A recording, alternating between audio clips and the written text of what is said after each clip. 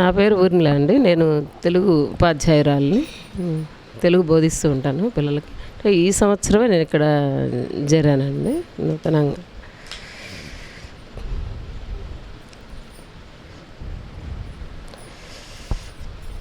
మనం ఎంత చదువుకున్నా, ఎంత గొప్పవాళ్ళమైనా మనలో ఉండకూడదు అహంకారము. అంతా నాకే తెలుసు అనేటటువంటి అహంకారము ఉండకూడదు మనలో. ఆ అహంకారాన్ని మానుకొని మనం చెప్పేది పిల్లలకి మాకు తెలుసు అని మేము కూడా నేర్చుకుంటూ పిల్లలకు కూడా దాన్ని మరలా చెప్తూ ఉంటాం. మాకు తెలియని విషయాలు ఉంటే నేర్చుకుంటామండి. నమస్కారం. ఒక పద్యం చెప్తాను బ్రహ్మ. అహంకార మమకారములడగార్చి క్రమక్రమముగా కరగజేసుకొని నీలో కన్న తండ్రి కడతేర్చుము. నా చాటున దాగి దోబూచులాడుచున్నావా, నీ చాటున చూచి తినిక నేనే మర నీ చాటున దాగి తిని.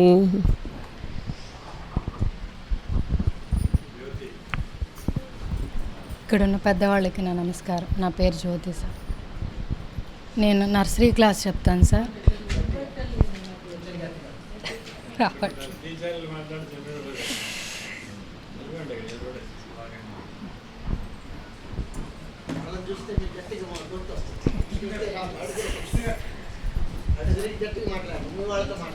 ఏం పర్లేదు సార్. నేను నర్సరీ క్లాస్ చెప్తాను సార్. నాకు పిల్లల్ని చూస్తేనే ఎనర్జీ వస్తుంది. మధ్యలో హెల్త్ బాగోక ఇంట్లో ఉంటే చాలా సఫర్ అయ్యాను. మళ్ళీ స్కూల్కి వచ్చాకే నేను చాలా రికవరీ అయ్యాను. నేను గత 4-5 సంవత్సరాల నుండి చేస్తున్నాను సార్. అంతే సార్. ఇంకా పిల్లల్లోనే నా ఎనర్జీ అంతా, స్కూల్లోనే. Thank you sir.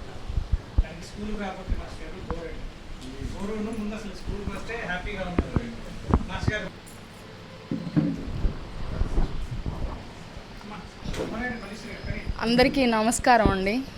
ఇక్కడ ఇంతమంది పెద్దల మధ్య, మీ అందరి గొప్పవాళ్ళ మధ్య ఉన్నందుకు నేను చాలా సంతోషిస్తున్నాను.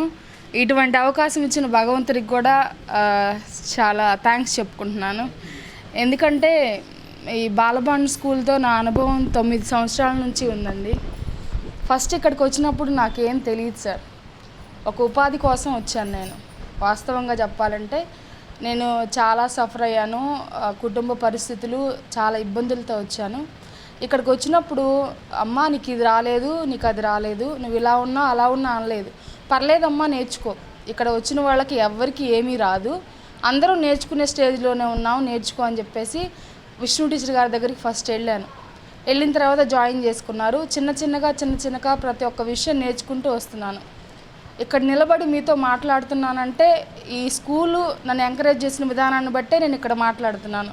లేకపోతే నువ్వు మాకు సరిపోవమ్మా, నువ్వు మాకు అక్కర్లేదు అని అంటే నేను ఇక్కడ ఉండేదాన్ని కాదు.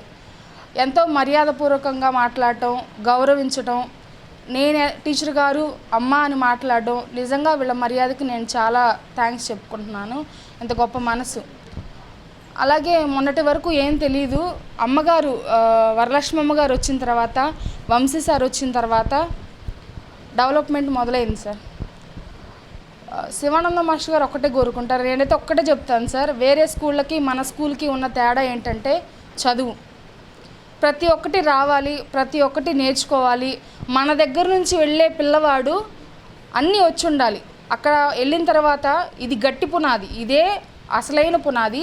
కాబట్టి ఈ మొక్కల్ని మనం చాలా జాగ్రత్తగా పెంచాలి. పెంచిన తర్వాత వాళ్ళే అభివృద్ధిలోకి వస్తారని చెప్పేసి సార్ కానీ మేడం కానీ చాలా పర్ఫెక్ట్గా ఉంటారు సార్. అలాగే మాకు ఒక ల్యాప్టాప్ ఆపరేట్ చేయడం కానీ, ఒక ఆన్లైన్ క్లాసెస్ పెట్టడం కానీ, అలాగే వేరే వాళ్ళు పెద్దవాళ్ళు వస్తే ఎలా విజిట్ చేసుకోవడం, ఎలా రిసీవ్ చేసుకోవాలి, వాళ్ళతో ఎలా మాట్లాడాలి, పిల్లలకి ఎలా చెప్పాలి అని ప్రతి ఒక్క విషయం నేర్చుకుంటున్నామండి. చాలా సంతోషంగా ఉంది సార్. నిజంగా వరలక్ష్మి అమ్మగారు అయితే చిన్నపిల్లల అమ్మ, ఇలా చేసుకోండి, అలా చేసుకోండి, చాలా ఓర్పుతో. వంశీ సార్ వాళ్ళు లేదమ్మా మనం ఇది చేయగలుగుతాం, మీరేం ఇబ్బంది పడదు దీని గురించి, పర్లేదు, ఈ తప్పు జరిగింది కదా, ఇంకొంచెం ముందుకు వెళ్దాం, ఇంకొంచెం ఫార్వర్డ్కి వెళ్దాం, ఈ తప్పులో మనం కొన్ని విషయాలు నేర్చుకుంటాం. ఇలా ప్రతి ఒక్క విషయంలో మాకు అడుగడుగున నేర్పిస్తూ వస్తున్నారు. ఇంకా మనం ముందుకు వెళ్దాం, ఈ పసిపిల్లలను చూస్తున్నారు కదా, వీళ్ళకి ఏం తెలియదమ్మా. మనం ఎంత ప్రశాంతంగా ఉంటామో, మనం ఎంత ప్రశాంతంగా ఉండి నేర్చుకుంటామో వాళ్ళకు మనం నేర్పించగలుగుతాం. ఎంతో తాపత్రయం సార్, ఎంతో ఏదో ఈ పసిపిల్లలకి, ఈ పేద పిల్లలకి సరైన క్రమంలో చదువు చెప్పించాలి. కార్పొరేట్ స్కూల్స్లో ఫీజులు ఎక్కువ, వాళ్ళు ఫీజులు మాత్రమే ఆశిస్తారు, పిల్లలకి సరైన క్రమంలో నేర్పించరు. అలా కాదు, మనం అలా ఉండకూడదు. వాళ్ళకి సరైన విధానంలో నేర్పించాలి. తక్కువ ఫీజులతో మధ్యాహ్నం పూట భోజనం కానీ, పిల్లలకి స్నాక్స్ అందించడం కానీ, బుక్స్ కానీ చాలా కష్టంతో ప్రయాసతో కూడి ఇంతవరకు తీసుకొచ్చినందుకు, మీరు సహకరించినందుకు, మీతో పాటు మేము ఉన్నందుకు చాలా ధన్యవాదాలు sir.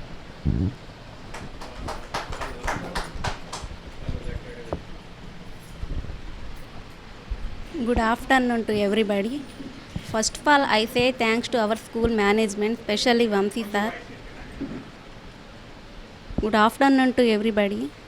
First of all, I say thanks to our school management for giving this opportunity to me that to talk about the midday meal program. స్కూల్లో midday meal programme start అవ్వడానికంటే ముందు కూడా న్యూట్రిషనల్ ప్రోగ్రామ్ అనేది జరుగుతూ ఉండేది.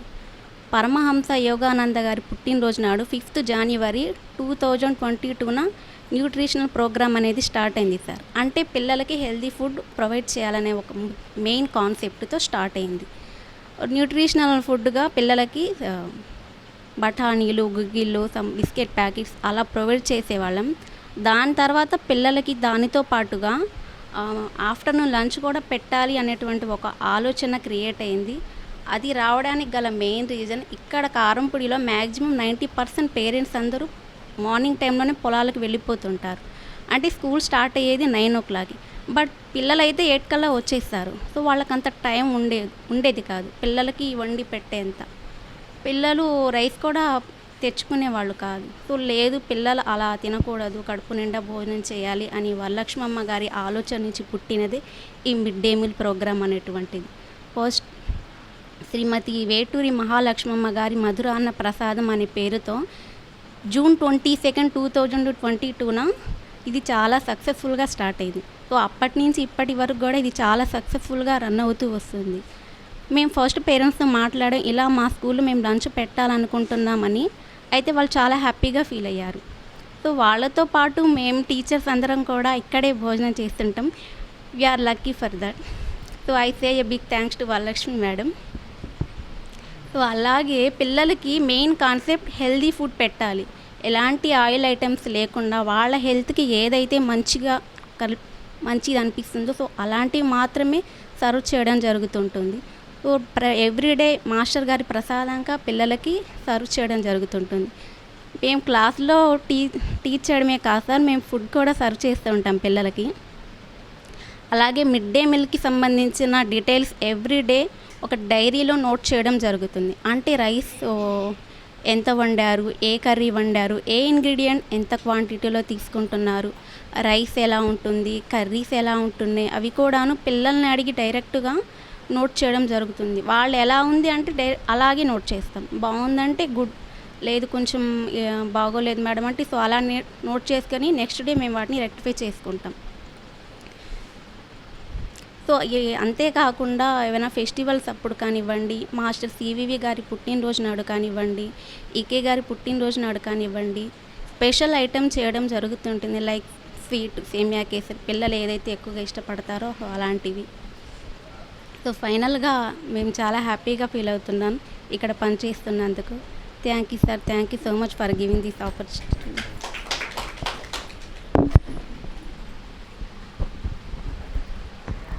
ముందుగా పెద్దలందరికీ నమస్కారం సార్.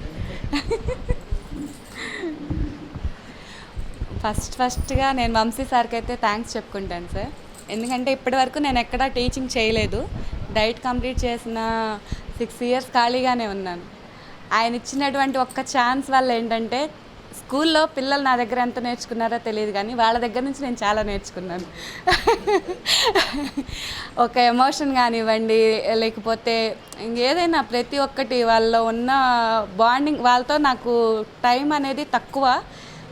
అంటే కలిసి క్లాసెస్ కానివ్వండి, ఏవైనా కానివ్వండి, కానీ బాండింగ్ అనేది మాత్రం మంచిగా ఏర్పడింది సార్. అందులోనూ పిల్లల్లో కూడా కొంచెం నేర్చుకోవాలి, కొత్తదనంగా మేడం ఇలా ఎలా ఇది కాకుండా ఇంకా ఎలా నేర్చుకోవచ్చా అదనేది నాకు మంచిగా అనిపించింది సార్. ఇంకొకటి ఈ స్కూల్కి వచ్చిన తర్వాత సహనం అనేది నాకు బాగా అలవాటు అయిపోయింది సార్.